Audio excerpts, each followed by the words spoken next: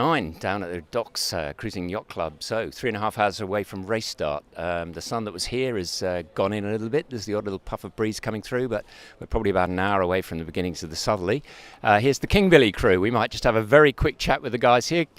G'day guys on King Billy. It's Balcaddy Media here. Just thought we'd have a very quick chat with you just before you head off. How are things going? Yeah, Do you want to could just come down a little? Yeah, we've had some good time getting ready, but it's been a bit sad with everyone's suffering from the COVID situation. So not as much training, but that's probably more time with the family, isn't it? How good's that?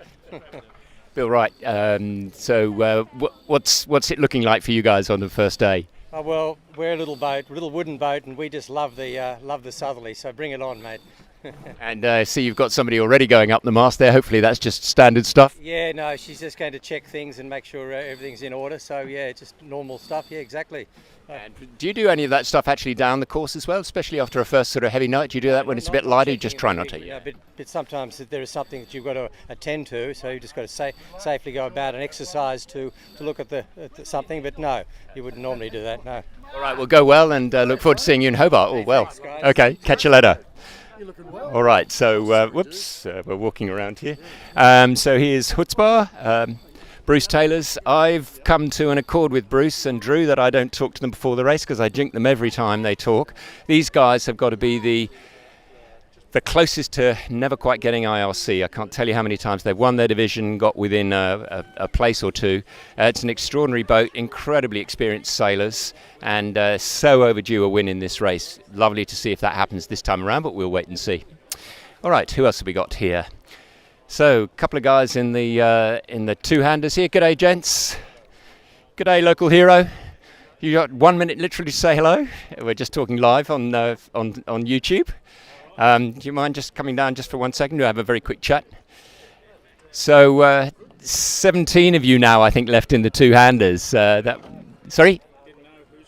I'm not sure. I think Jan Ling went out in Min River, but that was a hand injury issue. So but that's pretty tough, isn't it? So how are you going? Are you all prepped and ready for the off? Yeah, we are. We're really looking forward to it. There was a few issues sorting out COVID tests and things yesterday or something, but we're really pleased that that's all been sorted, and hopefully by the time we get down to Tasmania, everything will be fine. And you've been pretty busy in the Blue Water Point School. We've been seeing you heading offshore there. You've had plenty of practice on the two-handing. Yeah, it's been wonderful. I think we've had some really good races, and having hit outs in Flinders and Bird, and then finishing off in Cabbages. Cabbages was a real test for us coming back, or something. It was 13 hours of thump, basically. But the boat performed really well. We performed really well. We just worked really well together. Excellent, and it's a boat with a great deal of vintage behind her. So she's strong. She's done a lot of offshore stuff. So good boat to be going two-handed south, yeah. Yeah, local hero's got a bit of a track record. It seems we keep bumping into people that have sailed on her for years and years and years, and they're all good sailors, and they've all had good things to say about her. So we're pleased with the boat, very pleased. Yeah. And it's going to be a pretty tiring first night, and then even more tiring transitions all the way down the line. So managing sleep for you two is pretty hard, isn't it? Do you actually have any formal watch system, or do you just literally play it by conditions? No, look, tonight we might do an hour on, hour off, and tomorrow when the conditions ease a bit, 2 hours and 2 hours, and then we'll see how we go after that, because things are going to change. Yeah, absolutely. It's going to be a long race. Well, good luck, and look forward to seeing you in Hobart. Go well. See ya. Righty-ho. So that's one of the 17, I think it is now, two-handers. Boy, that is a really rigorous thing to do in the Hobart as well. They have the division in the Fastnet race as well. Interestingly, in the Fastnet race, they actually can be overall IRC winners. Whereas here there's been a decision at the moment, they just have their own division, but I think probably in time those two will be able to become IRC overall. The issue really is around autopilot. So for the two-handers there are certain manoeuvres and times, heavy weather, if they need to go through a jibe, there's no way two guys can both steer and then do the full jibe, so they have to put the auto helm on for that period of time so that they can go forward, do all the manoeuvres they have to do, and so inevitably that at one level arguably gives an advantage, but I think it's going to be pretty minimal. So hopefully that gets sorted out. It'd be lovely to see two-handers winning, and there's certainly records of that going on in offshore races in Europe. So, all right, last bit of a wander down here.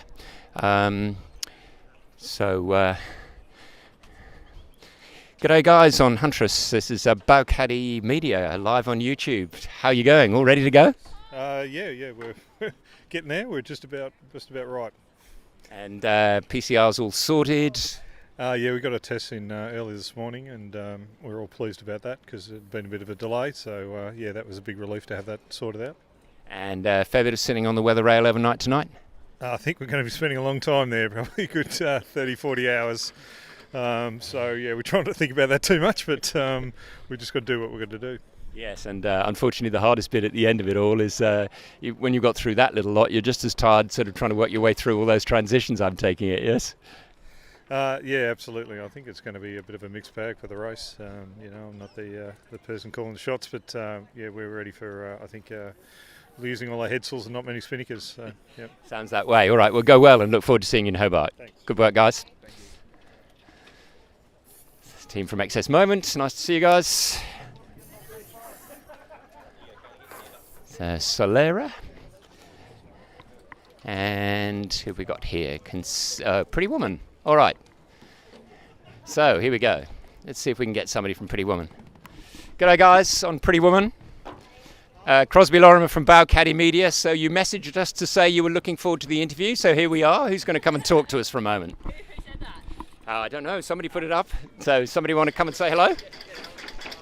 Oh, all right. So, well, while we're getting somebody else up, hello. What's your name? Hi, I'm Juliet. And Juliet, what do you do? I'm a trimmer. Righto. So you've got a pretty busy time ahead of you tonight, trimming, haven't you?